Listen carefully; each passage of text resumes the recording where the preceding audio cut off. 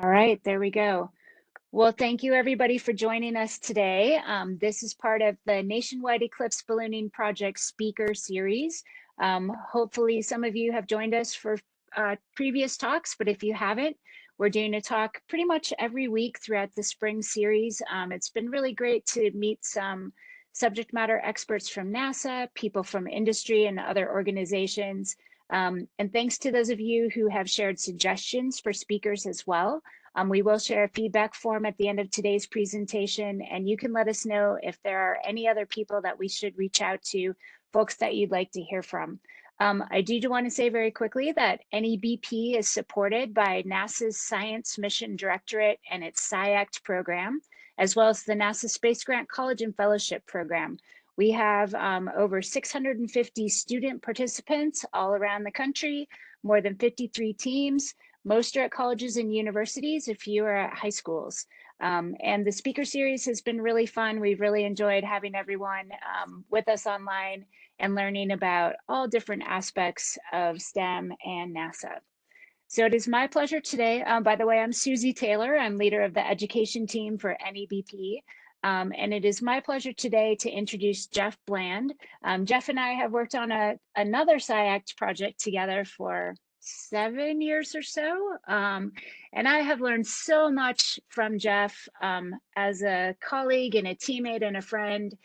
He knows so much about NASA. I've learned a lot about operations and tools and technologies, teamwork, safety, everything, and just have really enjoyed being a colleague of Geoff's. So Geoff, we'll let you take it away from here. We do keep these pretty conversational. I always encourage people, if they have a question that comes up, they can put it in the chat. I'll be monitoring that for us. And then we will have time at the end as well to ask any questions too. So with that, I will turn it over to our today's speaker, Geoff Bland.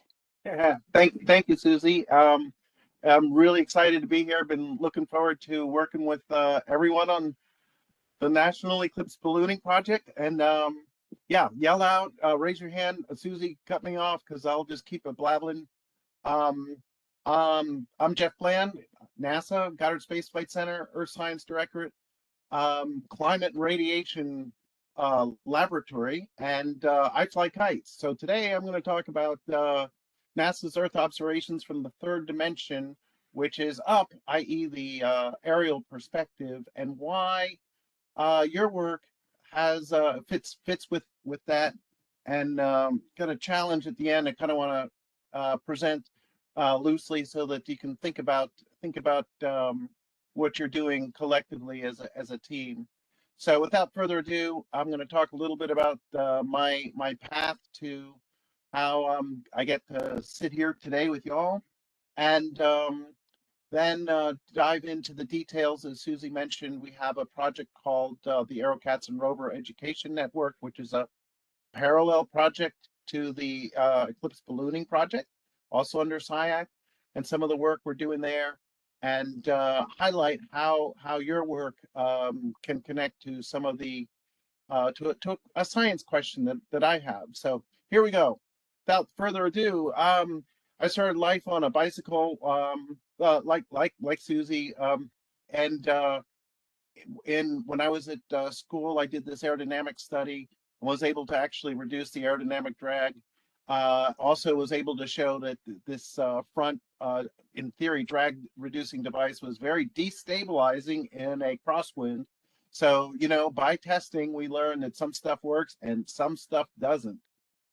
Going back even further, I'm not going to say that I'm older than NASA itself, but was inspired by the X-15, which was in the transition from the National Advisory Council for Aeronautics to the National Aeronautics and Space Administration, was used to get to explore space. 199 successful flights, achieved 7 times the speed of sound. It's driven by a person, but I was really inspired by that work. As well as, yeah, I saw the moon, all of the Apollo program, including this little baby dot out here that we call home. And so learned that you know, we kind of got to take care of our home planet. Remember when Earth Day was first started? One of my inspirations also was the mini sniffer drone.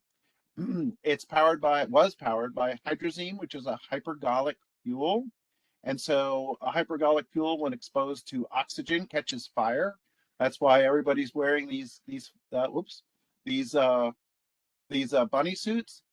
Now picture an airplane flying around with a control system and a control link with the reliability of your early garage door opener, and you can begin to see why NASA decided maybe this wasn't a great idea to fly around with hypergolic fuel up in the stratosphere where you can't even see the airplane. Nonetheless, I was very interested in drones.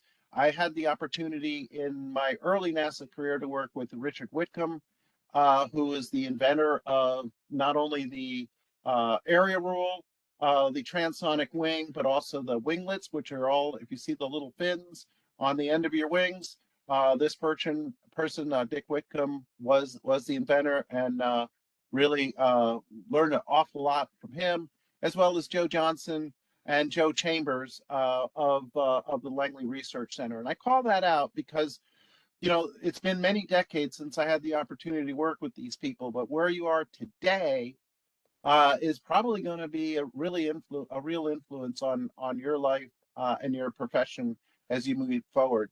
I'm going to put this slide in the chat, these slides in the chat once I'm done with them and I don't get distracted. Susie, I've updated them ever so slightly, so I have a modern version, but this link, for example, is a great link if you're interested in wind tunnels. And as part of the ARIN project, we also build wind tunnels to explore sensor performance as a function of wind, for example. Got to work in the sounding rocket program here at Wallops Flight Facility. Worked with the distinguished Mike Kelly from Cornell University in electrodynamics. So these rockets also are pretty fast, generally on the order of Mach 5, Mach 7, 7 times the speed of sound. And then finally got into the earth sciences. And here's several of the earth science satellites that we have. My current supervisor, for example, Lazarus Boreopoulos, is the program scientist for Aqua. He's a cloud person. Terra is a comparable satellite. These are part of the A train that go around the Earth and get regular imagery. There's Landsat, work with NOAA and USGS, and several others that look at clouds, look at precipitation, look at ocean waves. And so there's a lot of information that comes from our spacecraft on orbit. Before we move there, but the most recent one, I think this was launched February 8th. Yes, PACE, Plankton Aerosol Clouds and Ocean Ecosystems, is looking at ocean color. Ocean color. The spectrum of the ocean tells us what kind of plankton are there. Plankton is food, little microscopic animals that generally are food, but they can also be really bad because they can be kind of toxic. So you got to be careful which plankton there is. There's several species. Aerosols, they're floating around in the air and can create clouds. And then essentially looking at the health of the ocean. So this is really exciting. We're happy this is on orbit, and yet to see the first data from it, but this is the most recent. Something you may want to look at is our partnership with NOAA. We work with, you may note the GOES satellite. This is a weather satellite. And so when you're doing your mission planning for your balloon launches and you want to see cloud cover, for example, this is where you go.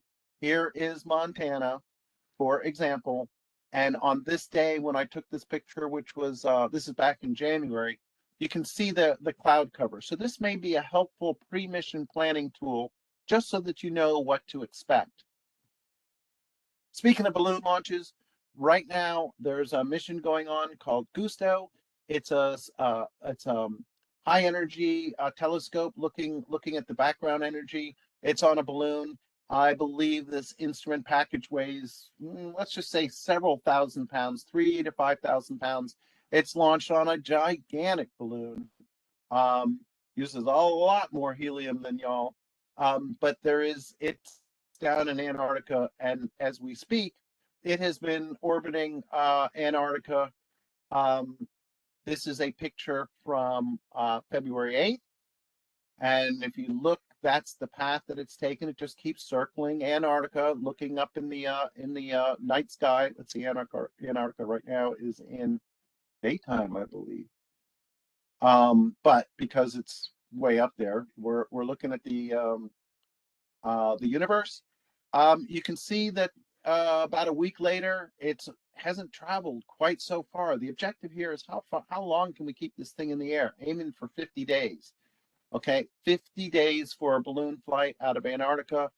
And I just looked at it yesterday, and it still hasn't gotten that far. So, if we go back, it's only doing 2 knots, 1.9 knots, but it's still at 100,000 feet.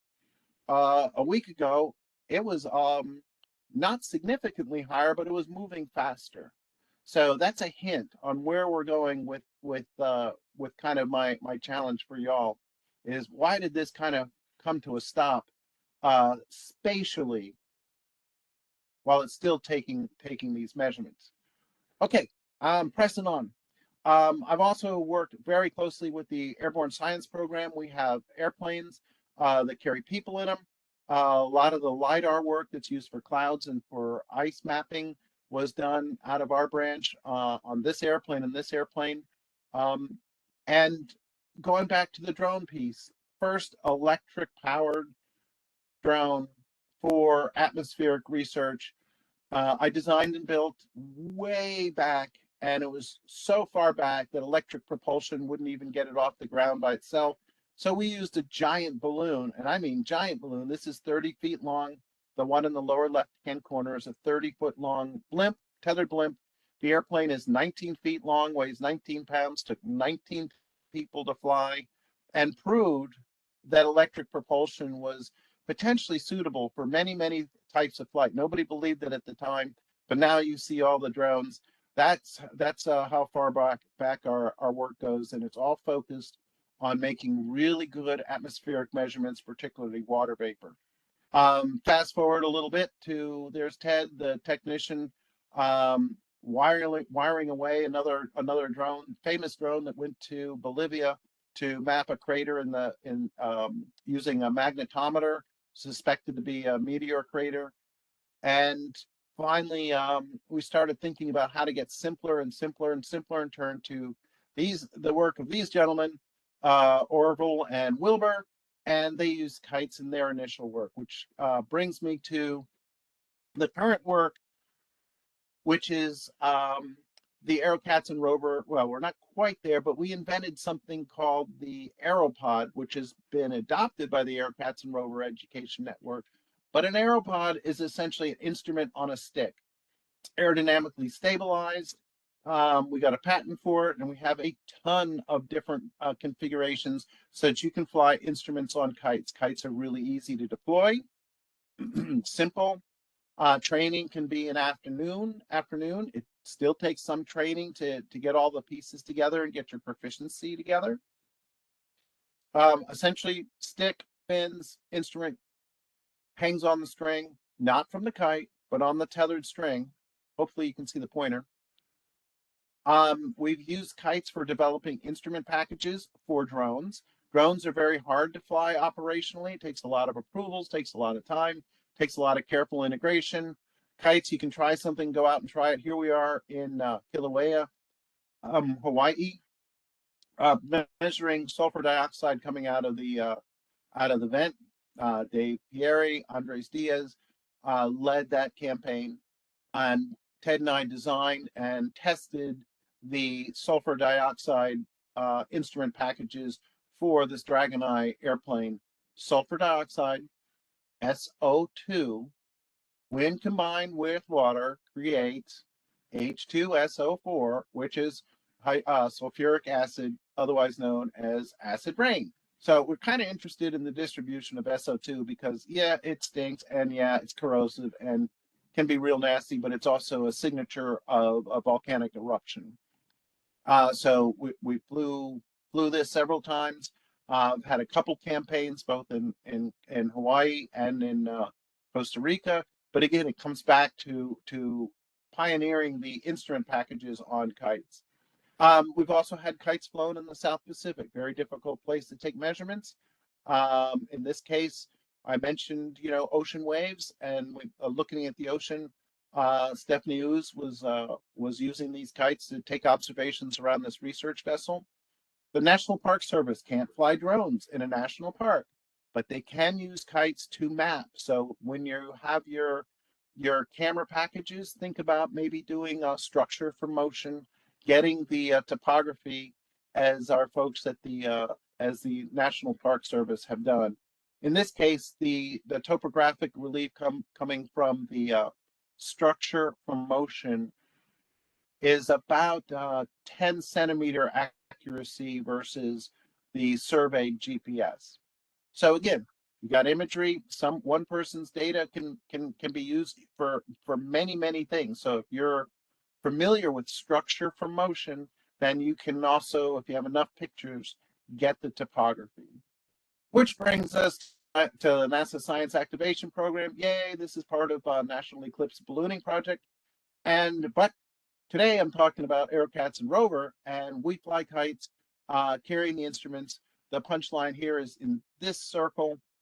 It's about some kind of science exploration. We really would like people to start asking questions, go outside or even inside and explore the worlds around them. We use technology to find these answers or to enable these answers, but we also use this concept of operations. And until Aaron, or Aerocats and Rover Education Network, aka Aaron, started in 2016, people didn't really talk about the operations aspects. You go back to the history that I have of all the rockets and the airplanes and turning on these giant wind tunnels. There's always a procedure. There's always an operational practice. There's communications. There's safety reviews.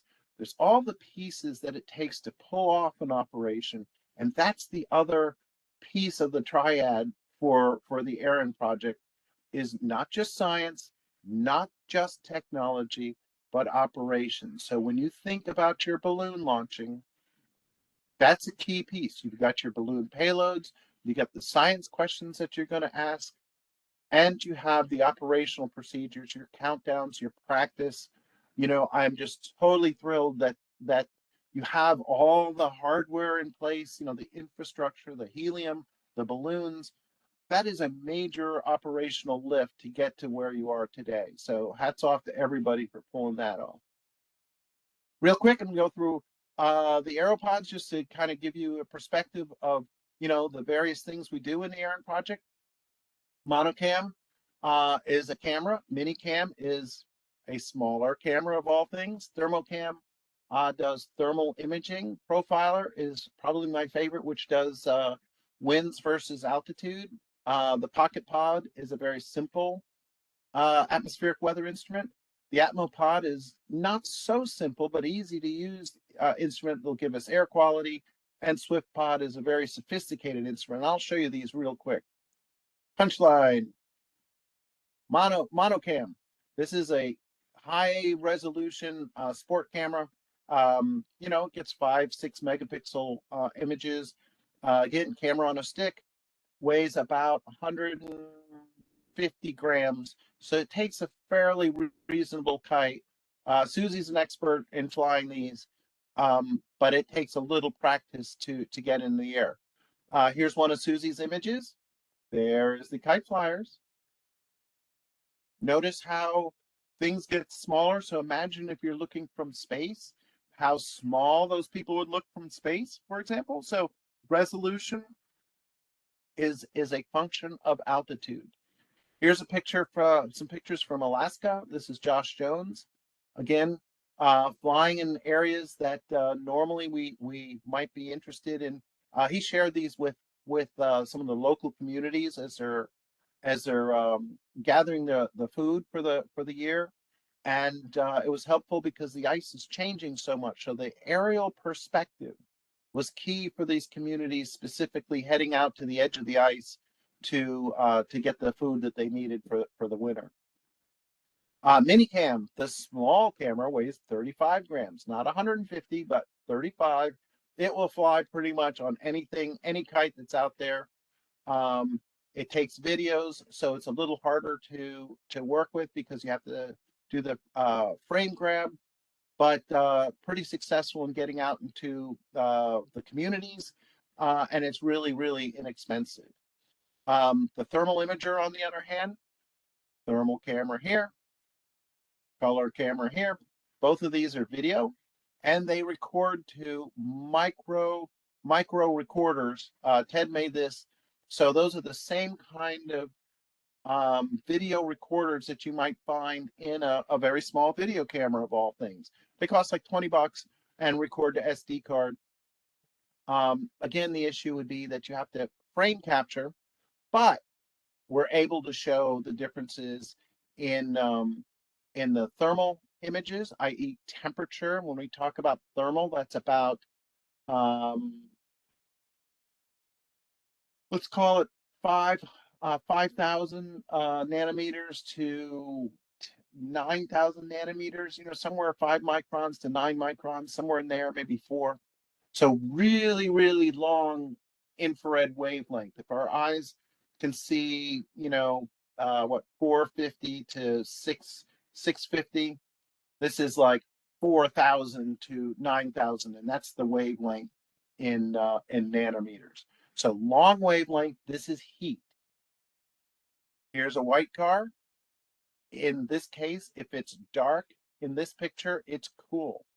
Here's a dark car. In this picture, it's hot. Dark car in the color, light car in the color. So let's do that again. This vehicle is light, it's a white car.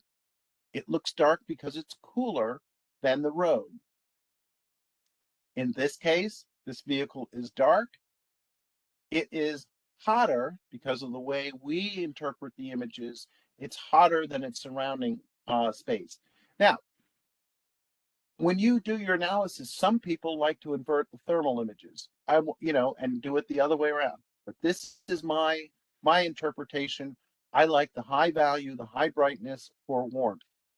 Moving on to the profiler. Okay, this little instrument, when flown on a kite, the whole package weighs about 200 grams.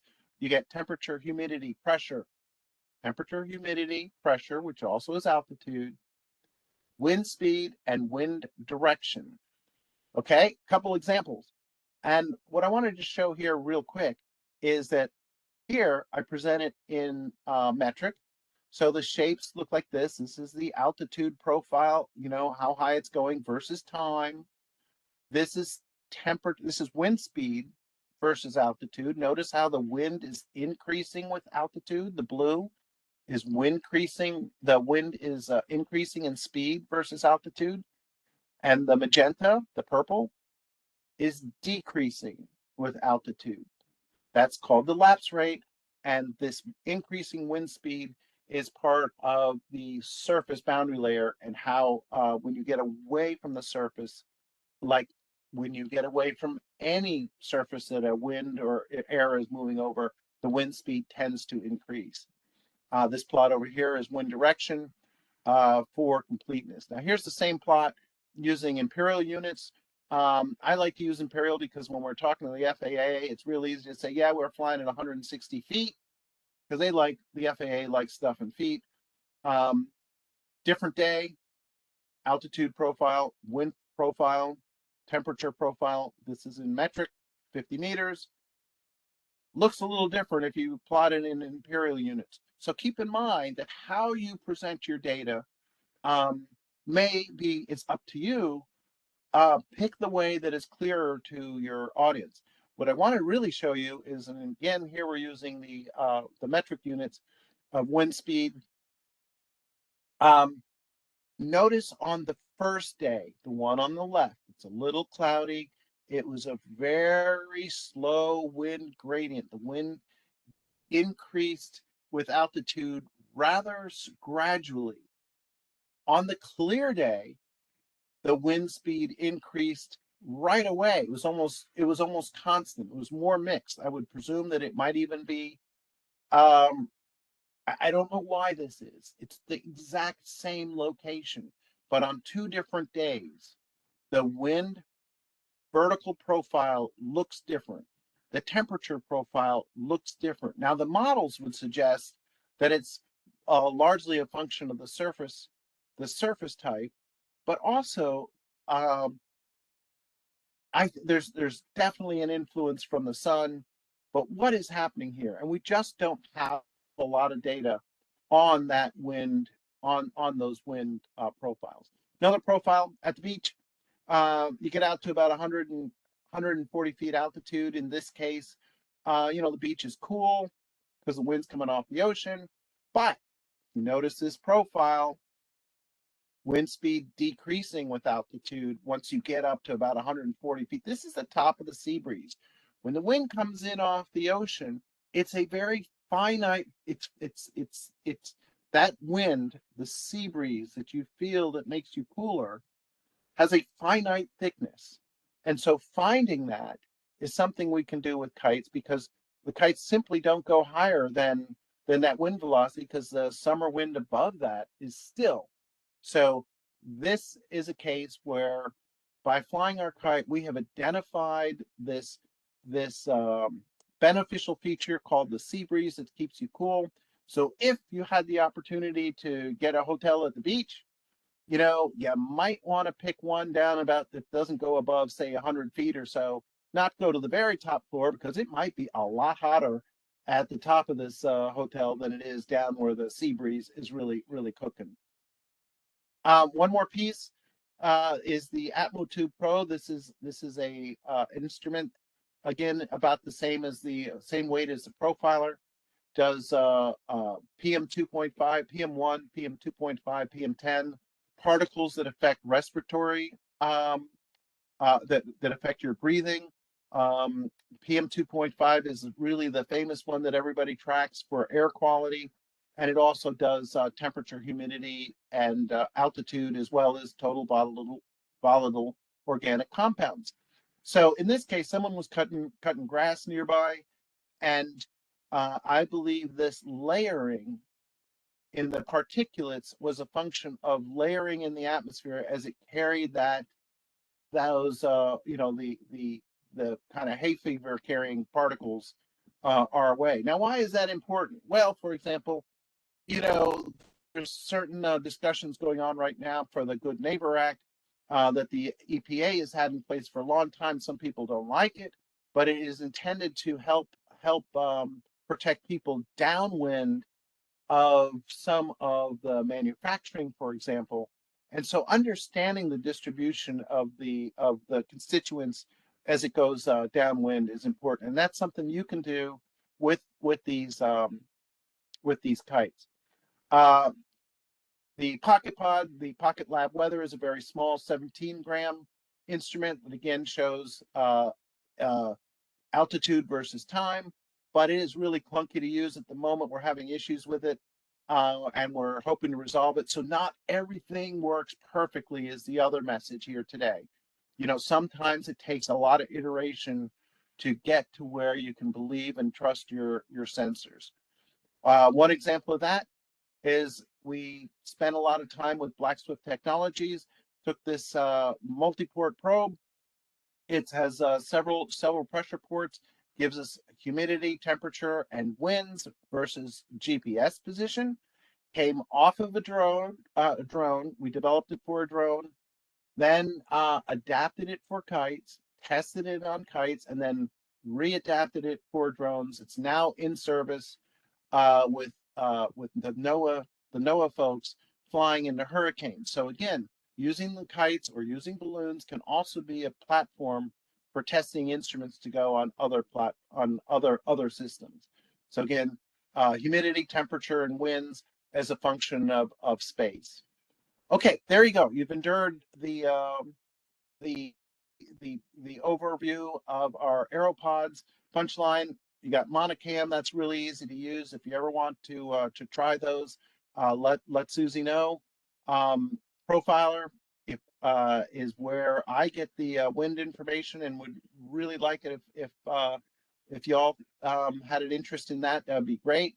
And then the AtmoTube Pro is something for air quality. Again, as we start moving into the future, I think there's going to be more and more concerns about the air quality distribution. Here's our current map of where people have flown in the Aaron project so far. So, yep, Susie's been doing a lot of work there and down here. And just a real key point, we use very stable kites, generally commercially produced, no stunt kites, because we really want the instruments as stable as possible. Think about that with your balloons. Keep the instrument packages as stable as possible. Sometimes we use custom kites. This is a custom made parafoil. This is a Delta with a tail. It's an experiment in trying to stabilize it. And this kite was specifically developed for us, the tower kite, for the mini cam. Okay, for you, I just want to outline how we do our science missions at NASA. We set up a plan, we do a test, a lot of testing, and then we just go and do it. Analyze it next, and share those results. There's really nothing wrong. If something doesn't work, the best thing you can do is share those results with somebody else. Something works, share those results, talk it out. You know, you learn so much by hearing what someone else has to say. And I'd like to hear what you have to say after I propose this challenge to you, which is, what is the wind speed versus altitude that you are experiencing with your balloons when you launch at the eclipse? And oh, by the way, congratulations on your previous flights coming up in April. If you were able to get the wind speed, to calculate the wind speed from the motion of the balloons, this is the challenge I offer you, not only for your balloon, but compare it to other teams. In other words, we're spread out. The spatial distribution of the winds on the eclipse date may be something of interest. And all of a sudden, you have so much data that it's going to be really hard to get your heads around it. That's okay. There's no rush in doing the analysis and sharing the results. But keep in mind that talking to your other teammates is really important. Give an example. This person, Dan Vickroy, I went to college with many decades later, still talking to him, working with him. He's working on this blended wing body jet plane. So if you ever see something that looks like this, that's my buddy Dan from like a million years ago. Still working with him. Pat, another college buddy. Obviously, we're still flying kites. This is Ted. You know, many decades later from the early drone flights. Sally and Doug and Andy Henry and this guy Steve. You know, many years. Been working with these people for a long time. Susie as well. You know, so the people that you're on the same team with right now are potentially people that you can work with for the rest of your careers. So get started, communicate, and a hint on some opportunities. You can take a screenshot here, or when I put the slides in the chat, here's a link to our NASA internship program, and a couple ways you can collaborate in professional organizations. AIAA, American Institute for Aeronautics and Astronautics. A lot of very much a vehicle-centric space. American Geophysical Union, very large science organization, very general, broad spectrum of interest. American Meteorological Society, focused on atmospheric research and education. And the American Kite Flyers Association, yay, focused on all things flying kites. So there you go. That's my discussion. And again, I offer you this opportunity to compare your wind measurement data versus altitude. Altitude is on the y-axis, wind speed is on the x-axis. This is traditionally how we would plot wind speed versus altitude. So see if maybe you can do some comparison flights between the multiple balloons that you have in the air. So thank you very much. I really appreciate your interest, and I'll entertain any questions. Thanks, Geoff. That was great. And I will share, a lot of our students watch the recording later just because they're in class during the day. Yeah. And so we will make sure that anybody who's watching either live or with the recording will have access to Geoff's slides and all those links, because that was great to have all those resources for us. I'm going to ask a first question real quick while I ask everybody else to be thinking about your questions. You can put them in the chat or raise your hand and unmute, whatever you prefer. Geoff, you mentioned internships at the end. I know that seems to be one of the most popular topics anytime we have one of our guest speakers. Could you give us a little bit more about, I don't know, maybe how our students might look for or prepare for an internship, or any other general advice that you might have about NASA internships? Absolutely. Susie, are you still there? Did I drop it? No, we're still here. I was going to put Yep, the, still here. let me throw that slide back up again. I say that on just a second, Sure. and it is this one here because I need my cheat sheet. Internships. Um, the biggie is pathways. Okay, and pathways is like previously that would be hey, there's Jamie Jacob.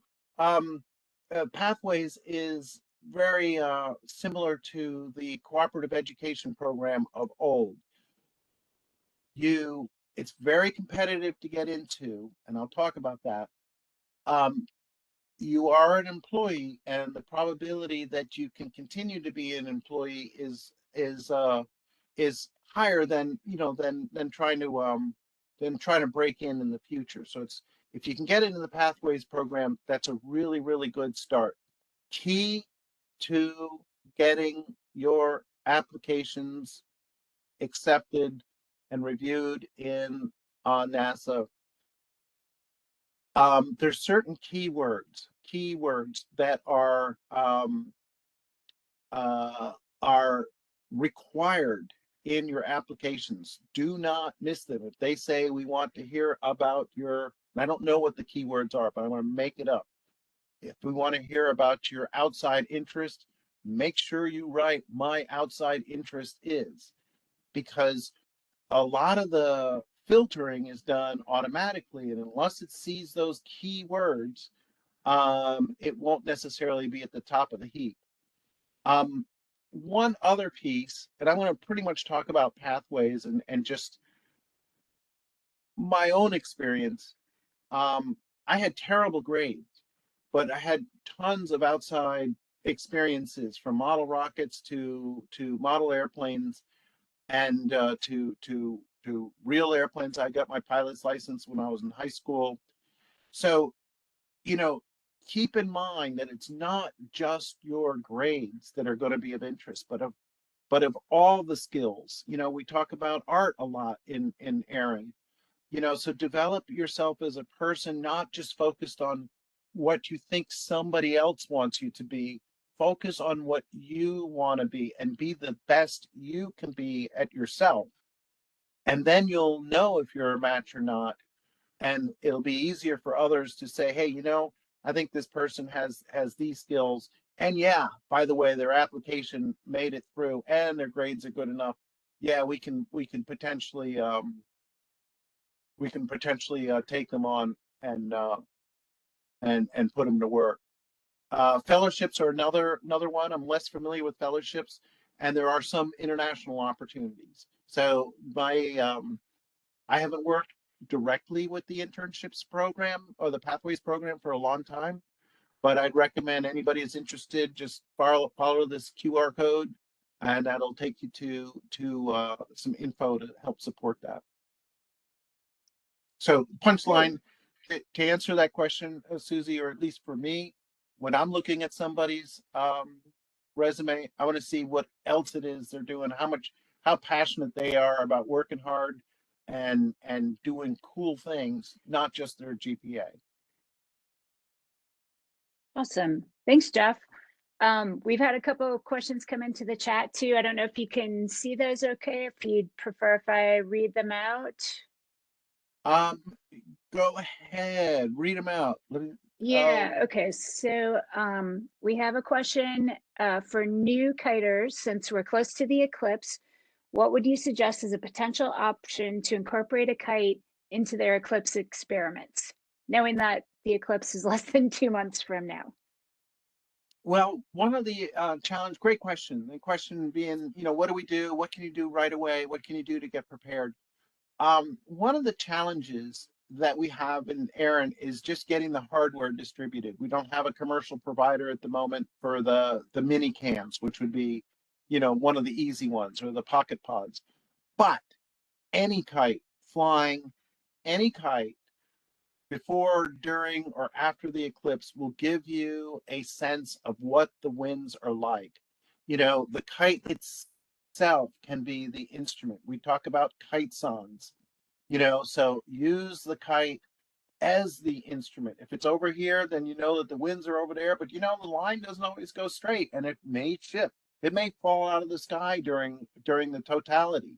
Watch creating a shadow for other people, but just watch the kite, use the kite as the data. And they're accessible. Any kite will do. The lighter, the better. Presumably, I would, it depends on where you're flying. But yeah, and share your results. Say, hey, by the way, I tried this kite, and you can share the results with Susie. You can share them with me. However you see fit to just say these are my results would be really great to hear. Cool. We have another question in the chat. Is it possible to use kite measurements to fill gaps near the ground, so under 150 feet, where a ground-based remote sensing instrument for water, vapor, temperature, LiDAR is blind? Any thoughts, especially during the eclipse? Great question. Yes. So when we talk about the satellite space, we get the global view, okay, but we lose the resolution that we get when we have a sensor on a stick right on the ground, because that is giving you really fine temporal resolution. Because the satellites are zooming all over the place, you can leave it there. Kites are in that lower piece. Airplanes, it kind of goes satellites, balloons, airplanes, kites, ground. So if you were to do profiles up and down 0 to 500 feet and get the temperature and water vapor, then yes, that would help look at the distribution, because you can't presume that what you measure at the surface is the same at 150 feet. So I think the answer is yes. Drones are another possibility. There are some challenges with using drones. There are some experts at using drones for these kind of measurements, but they're less affordable than a kite-based system. So pocket lab weather, you can tape it to a kite if that's something you'd like to do for the eclipse. And I will put that in the chat when I get the bandwidth and figure out chat. Pocket lab weather. They're not. Sure. They're about $150. And Geoff, I'm happy to, we have a website for the project. If there's any links or anything that you want me to share later, I'm happy to do that too. I did want to Perfect. return, there was a question that somebody had asked when they registered. I hope the speaker will cover radiation protection. Okay, radiation protection. And I'm presuming that you're talking about the radiation, the solar radiation, and the stratosphere, because we don't have the attenuation coming through the atmosphere. And the answer is, for the durations that you're talking about, probably the effects are going to be fairly small. Usually it's a cumulative effect. One of the big deals that radiation is a concern for our astronauts, or even high altitude supersonic flight where you're at 60, 70,000 feet. For short-term flights, it's relatively small. Spacecraft too also have that challenge. The best way I know is there's really two ways. One is to look at some of the other programs. Look at some of the work that the Sounding Rocket program has done in measuring radiation as a function of altitude. I don't know the specific researcher that is worked on that. Balloons might also be look for some of the balloon experiments. So you can research that. I am not an expert in stratospheric radiation. If I were faced with that problem, the first thing I would do would be to devise a test. And I would take my first prototype instrument. I would see how it's performed. I'd try to take as much data as possible during the flight, and I'd see if there was any degradation, which I'm presuming would be the issue, degradation during that flight that can be attributed to solar radiation. Tough problem, but ultimately, with all the modeling and all the theory, it's going to take measurements before we really understand. Hopefully that kind of answers that. My apologies, I am not an expert in stratospheric radiation. Cool. Thanks, Geoff. I don't see any more questions in the chat, but I wonder if there's anybody who wants to unmute. June, it looks like you have your hand raised, or maybe did you get your question answered? Feel free to unmute and ask. Yeah, I just have a follow-up question. Thanks for the great presentation. Regarding the ground-based remote sensing, it's kind of a similar question as Jamie's. How easy is to buy the whole package and we can fly during the eclipse? June, the great question. The kites are readily available. Okay. At the moment, our team is fully saturated for the projects that we have, being this is essentially March and it's essentially next month. We don't have any of the aeropods to distribute that I am aware of. We can keep it in mind. Which one strikes your fancy? It's more of the temperature and the humidity profile, so that would be the Castro, right? Let me, I think we might be able to scare up a Pocket Lab weather or two. Susie, maybe we can take an action to look at that. Recently, we do have a mini pod that Ted has made. Okay. That will allow us to fly that. We just got to get our hands on these, and there's a long lead time on them, and long lead time on that. And Ted's already so the option is again, Pocket Lab weather. Okay. And get one, and try it, and tape it to a kite. Okay. Yeah. My technician, he does have a Castro. When he hike to the mountain, he does the, measurements, but I guess we don't have no idea how to tie to kite, how do you fly, but we really want to do it if we can use kite instead of drones. That would be kind of a lot of logistic things to do. June, we have a what we call we call it the Summer Institute, the Air and Summer Institute. It's not really in the summer anymore, but it's all year round. Mm-hmm. So stay in touch. Let's get your contact info and make sure that you get an invitation to the Summer Institute, because that's where we'll train people over a course of several sessions to fly, and be happy to get you spun up. No way we can make the eclipse, but we can certainly do longer term, get you proficient with the profiler. No problem whatsoever. Susie is on that team. And so, send her an email and CC me, send me an email, CC her, your choice. Send us both an email. That doesn't matter. Great, thank And you. June, where will your team be for the eclipse? We will be at near Watertown, New York, but we will Oh, have this. wow. Yeah, we will have this ladder at 3 sites, not just near Watertown, but we do have this gap. We try to fill up the gap. How far are you from Fredonia? Virginia, I know what you're talking about, but I don't know how far. We do have one of the site in Fredonia for New York State Measurement. Yeah. Okay, great. Again, after the eclipse, Mike Jabot is at the State University of New York in Fredonia.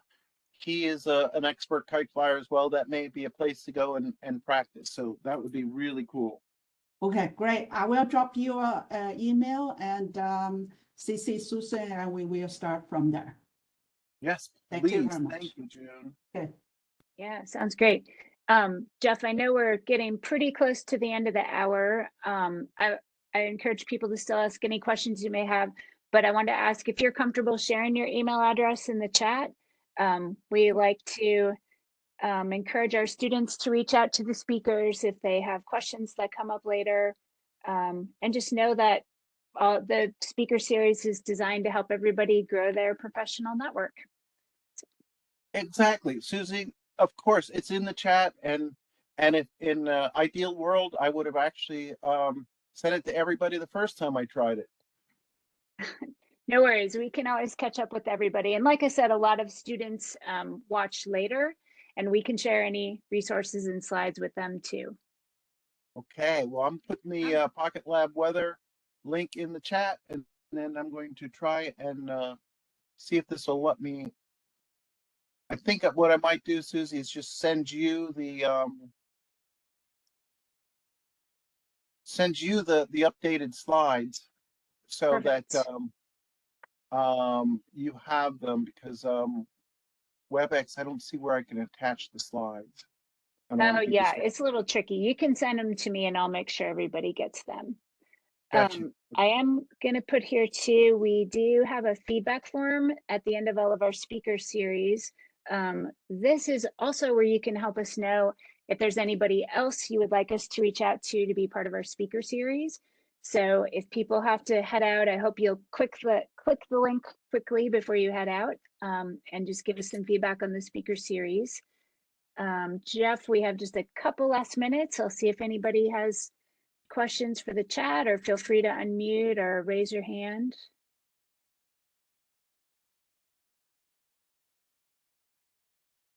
I got a question. Where are people going to do their experiments? For those that are here today, where is everybody? Someone yell out.